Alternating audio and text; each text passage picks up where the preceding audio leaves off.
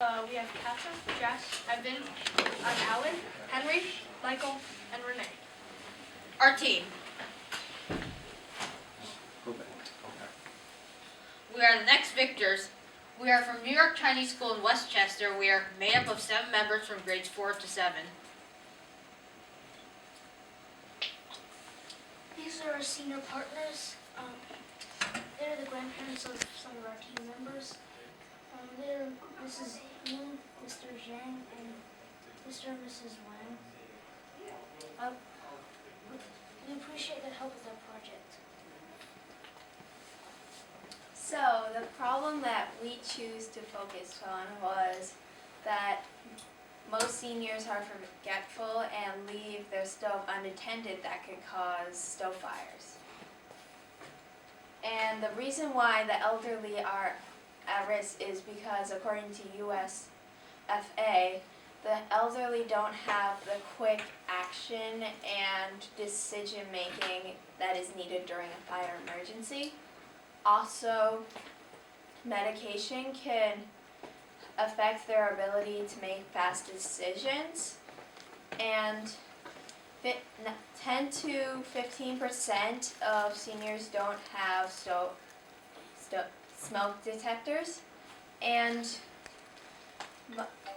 most seniors live alone, so when accidents happen, nobody's really able to help, and dementia and Alzheimer's can cause forgetfulness. Alright, so what causes house fires the most? You can see that we have 2 charts. This one shows the fire death rates in general, and this one is the residential building cooking fires. So you can see that fire death rates are going down. But something that is concerning is that the residential building cooking fires, the trend is actually gradually rising. So we've come to the conclusion that maybe we're just not putting enough effort into residential building cooking fires, although the fire death rates are going down. Right, so the attributes or features of a good solution would be that it would be user-friendly and easy to install, inexpensive and off-the-shelf, and compatible with all types of stoves. So existing products. There are 3 brands on the market: Cookstop, HomeSense, and Stoker. They all cost around $300 to $400.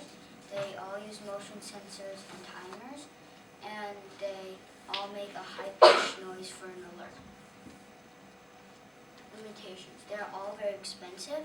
A basic stove costs up to $350, and this costs up to $400. They're hard to install. It requires an electrician, and if you have an electrician, it costs up to $200.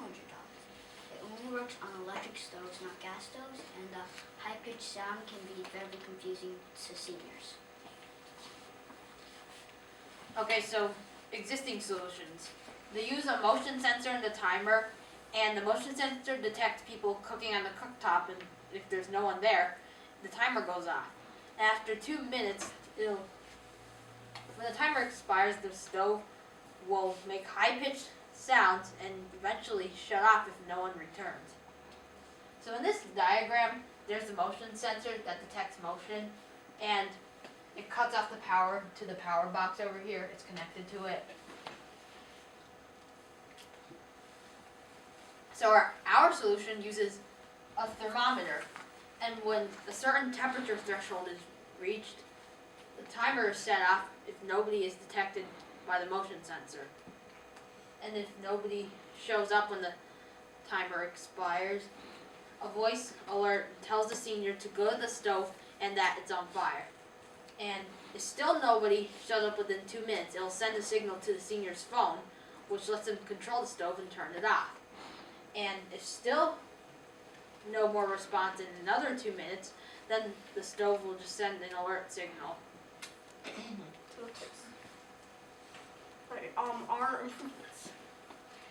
We want to be cost effective.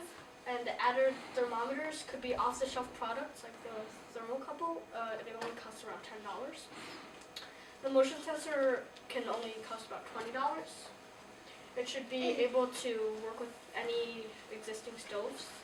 Right now, currently, the right now existing solution does not work with gas stoves. To replace the high-pitched noise, we have a senior-friendly voice alert and specific messages that explain what to do. And also it can be linked to a cell phone and to call the seniors or to alert the police and fire. Here are some of our comments from our senior partner. For Mrs. Ng is very good. Next Victor's very thoughtful and brilliant solution. And for Mr. Zen, it is a good idea. It will work even when at home, fell down, or outside. And for Mr. and Mrs. Wang it is very nice. Where can I buy it? So we are the next victors. Thank you for listening to our presentation, and we hope that with these changes they might save a lot of seniors' lives in the future.